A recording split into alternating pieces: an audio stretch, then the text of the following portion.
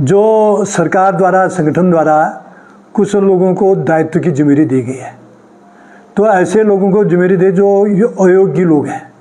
उन अयोग्य लोगों का काम देखता हूँ मैं, विशेषकर जनपद पिथौरागढ़ में, मेरे विधानसभा क्षेत्र में। मैं अपने विधानसभा क्षेत्र में विशेषकर जो लोग आर्थिक सहायता की जरूरत है, जिनको, जो लोग गरीब हैं, अपना इलाज सरकारी अस्पताल में नहीं कर पा रहे थे, उनको नहीं हो पा रहा था सरकारी अस्पताल में, प्राइवेट अस्पतालों में कर रहे थे, वहाँ पर स्वास्थ्य कार्ड नहीं लगता, उसका पैसा जो 5 लाख का आयुष्मान कार्ड है वो नहीं वो अस्पताल वाले उनको नहीं दे पा रहे थे पैसा उसका। तो उन्होंने अपने पैसे से हिलाया, तो उनके बिल थे, उन बिलों को लेकर ऐसे 18-19 फाइलें थी मेरे पास ऐसे। तो माननीय मुख्यमंत्री जी के कार्यालय में मैंने दिया गया, इनको आर्थिक सहायता मिलनी चाहिए।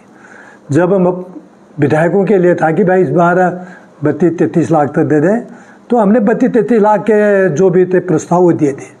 जब मार्च का महीना गया, अप्रैल का महीना गया, मई के महीने में माननीय मुख्यमंत्री से मिला, मेरे को इस बार तो केवल आपने 18 लाख दिया, और उनको तो आपने 40 लाख तक भी दे रखा किसी को, मैंने 35 लाख के प्रस्ताव भेजे हैं। तो प्रस्ताव भेजा, उन्होंने बुलाया अपने स्टाफ वालों को, उन्होंने कहा भाई क्यों नहीं दिया ये करके। तब उसके बाद स्टाफ वालों को बुलाया, तो स्टाफ वालों ने उसके बाद 3 महीने के बाद, जो 3 महीने मेरे पेंडिंग थे, वो जो प्रस्ताव थे कुछ उसी दिन में, एक दिन में उन्होंने 15 लाख का कर दिया। तो मैंने कहा ये 15 लाख का तो आपने दे दिया, मुझे तो ज़रूरत है जो बिल लगे हैं उनके, जो बिल दिए गए उनका क्यों नहीं कर रहे हैं आप।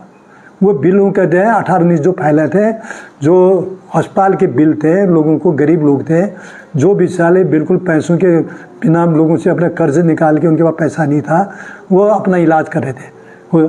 तो मैंने जब कार्यालय में गया, कर्मचारी को मैंने बात की उनसे, मैंने कहा भाई मैं धरने में बैठ जाता हूँ यहीं पर, मेरे जो फाइलों में पहले निकाल। तो उस समय वो कहते हैं कि भाई हमारे जो दायित्वधारी है हेमराज बिजली जी, ये फाइलों को ले गए, हमें पता नहीं, उन्होंने दिए नहीं उसके बाद। तो ऐसे लोगों को, जो लोग जिसके आंसू लोगों के ऐसे आंसू आ रहे हैं, उनको इंतज़ार थे 7-8 महीने से कि भाई हमारा पैसा आएगा, हम कर्ज देंगे, उनको आंसू दे के मुझे लगा उनकी हाई लगेगी, उनके आंसू लगेगी। ऐसे गरीब जो आदमी के आंसू होते हैं ना, वो तो लोहे को भी भस्म करते हैं।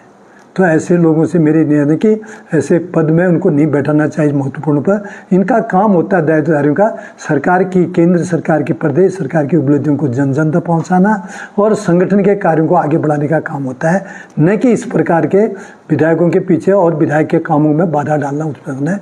तो ऐसे आदमियों को तत्काल इस पद से हटाना चाहिए।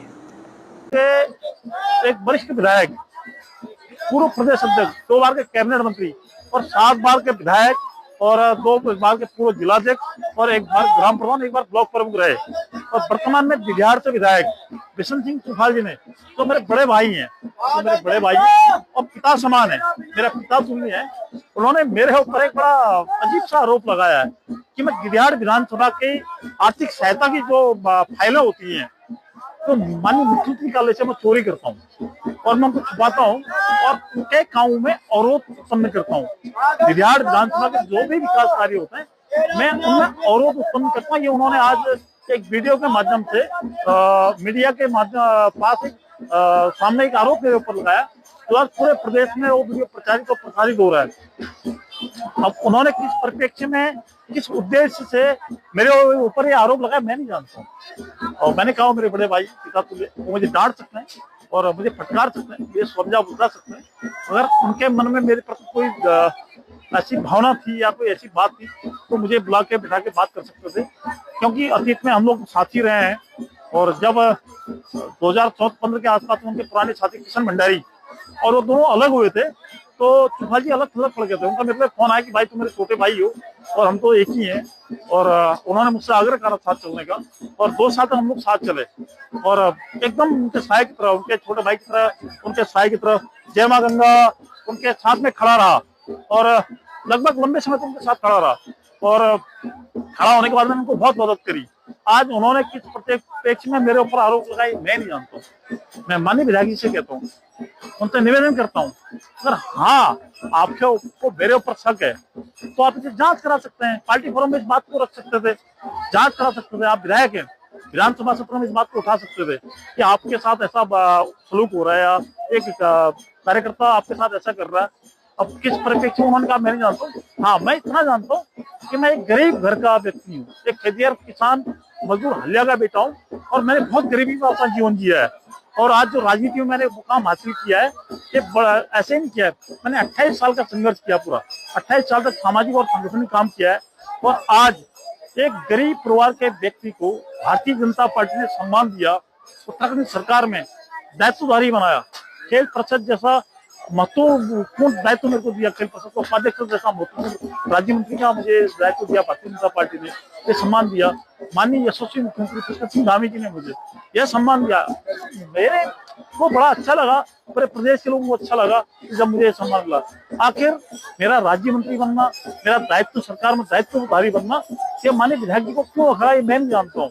मैंने आज से पहले मेरे खिलाफ माननीय विधायक जी कभी भी कोई आरोप साबित कर दें कि मैंने उनके खिलाफ कोई काम किया हो, पार्टी के खिलाफ काम किया हो, और उन्होंने एक और आरोप लगाया मेरे ऊपर, अयोग्य व्यक्ति को। उन्होंने कहा कि जो व्यक्ति अयोग्य नहीं है, ठीक है, माननीय विधायक जी की नजरों में अयोग्य हो सकता हूँ, लेकिन माननीय विधायक जी मुझे तो पता कि योग्यता अयोग्यता की परिभाषा क्या है, उस अयोग्यता और अयोग्यता की परिभाषा क्या है, और उसके मानक क्या है, योग्य होने के मानक क्या है और अयोग्य होने के मानक क्या है। माननीय विधायक जी, ठीक है, आपके नजरों में अयोग्य हूँ, लेकिन आप ये भी तो साबित करें कि आपकी बेटी कैसे योग्य है। आपकी बेटी जिला पंचायत अभी उपाध्यक्ष बनी है, आपकी बेटी कैसे योग्य है। और आपकी बेटी को पूर्ववर्ती सरकारों ने तीलू रोतेली सम्मान दिया है, उत्तराखंड की वीर बहादुर बेटी तो तीलू रोतेली भी वो सम्मान दिया, तीलू रोतेली सम्मान, जिन्होंने उत्तराखंड में बहुत बड़ा कोई ऐसा बहादुरी का काम किया हो, कोई ऐसा सामाजिक काम किया हो जो समाज में एक मिसाल बनकर रहा हो, उसको एक तीलू रोतेली सम्मान मिलता है। आप बताइए ना, आपने अपनी बेटी को क्या कहते हैं, ये तीलू रोतेली सम्मान दिलाया सरकार में, किस अधिकार से दिलाया आपने, क्या योग्यताएं थी, क्या अर्थ है कि आपकी बेटी ने समाज में ऐसा क्या किया कि आपने अपनी बेटी को तीलू रोतेली सम्मान दिलाया। और दूसरी बात, आप अपनी बेटी को जिला पंचायत अध्यक्ष बनाना चाहते थे, और ऐसा क्या योग्यता थी आपके बेटी के अंदर कि आपकी बेटी जो जिला पंचायत अध्यक्ष बन सकती थी और आपकी बेटी ने उपाध्यक्ष बनाया। चलो ठीक है, वो हमारी बहन है, उसका हम सम्मान करते हैं। पिछली बार आपकी बेटी 2700 वोटों से आ रही थी, उसके बाद भी आप अपनी बेटी को राजनीतिक विरासत देना चाहते हैं, ठीक है, वो आपकी वो है कि आप क्या करना चाहते हैं। आज तक विराट ब्लॉक में पूरा एक तरफा आपके परिवार के लोग कब्जा दबा के बैठे थे, आज वहां जनता ने परिवर्तन किया, वहां के लोगों ने परिवर्तन किया, आपको वो खल रहा है। और दूसरी बात, उससे भी बड़ी बात बोलूं, जब भी कुमाऊं का कोई व्यक्ति सत्ता की कुर्सी में बैठा, शीर्ष में बैठा, चाहे भगत सिंह कोश्यारी हो, चाहे पुष्कर सिंह धामी हो, वो आपकी आंखों में हमेशा हमेशा खले। आपने हमेशा भगत को परेशान किया। जो शिखर पुरुष हैं भारतीय राजनीति और उत्तराखंड के राजनीति के, तो शिखर पुरुष हैं माननीय भगत सिंह कोश्यारी, आपने उनके खिलाफ काम करने का काम किया। और आज उत्तराखंड के युवा मुख्यमंत्री जो पूरे प्रदेश में बहुत बेहतरीन काम कर रहे हैं, मिसाल पेश कर उत्तराखंड की राजनीति में, आप उनके पीछे हाथ धो के पड़े। अब